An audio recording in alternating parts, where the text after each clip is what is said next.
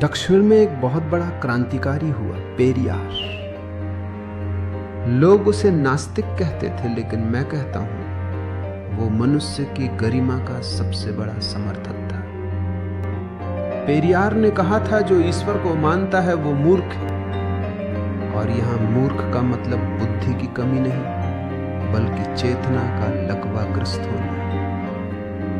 जब तुम बिना प्रश्न किए किसी अदृश्य सत्ता के सामने झुकते हो, तो तुम अपनी सोचने की क्षमता की हत्या कर देते हो। पेरियार ने मंदिरों को सामाजिक विभाजन की फैक्ट्रियां कहा था। तुम कहते हो ईश्वर ने ये दुनिया बनाई और इसमें कोई कमी नहीं। मैं कहता हूं अगर इसमें कोई कमी नहीं है तो तुम मंदिर मस्जिद में जाकर गिड़गिड़ाते क्यों हो कि हे प्रभु मेरी बीमारी ठीक कर दे, मेरी गरीबी मिटा दे।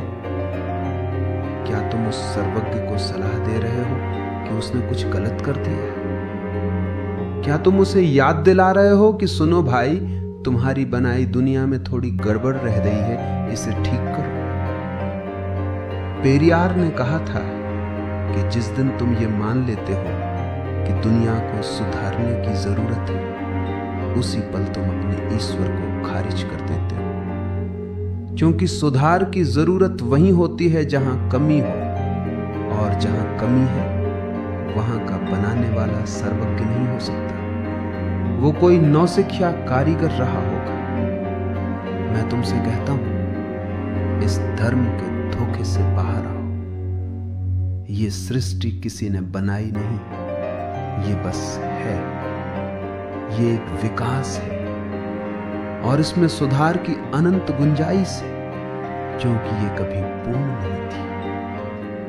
पेरियार ने साफ देखा था कि सर्वज्ञता का ये सिद्धांत मनुष्य को आलसी और गुलाम बनाने का एक औजार है। जैसे ब्रह्मा ने वर्ण बनाए, अगर वो सर्वज्ञ था तो उसने समाज को बांटने वाली ये व्यवस्था क्यों बनाई?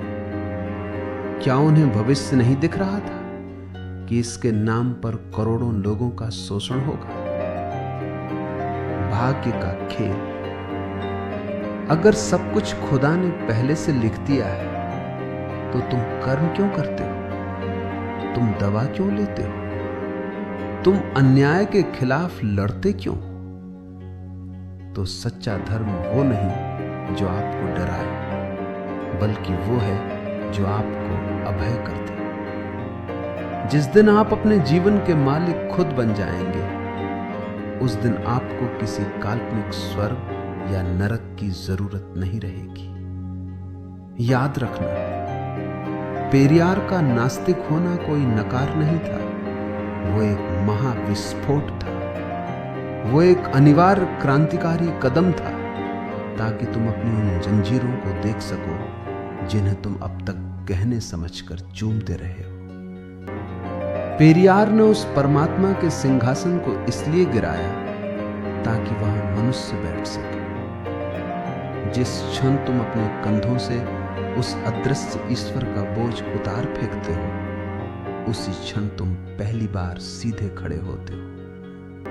और जब मनुष्य केंद्र में आता है, तभी करुणा, समानता और सत्य की वास्तविक संभावना पैदा होती है। ईश्वर के रहते तुम सिर्फ गुलाम हो सकते हो। ईश्वर के विदा होते ही तुम बुद्ध होने की यात्रा शुरू करते हो।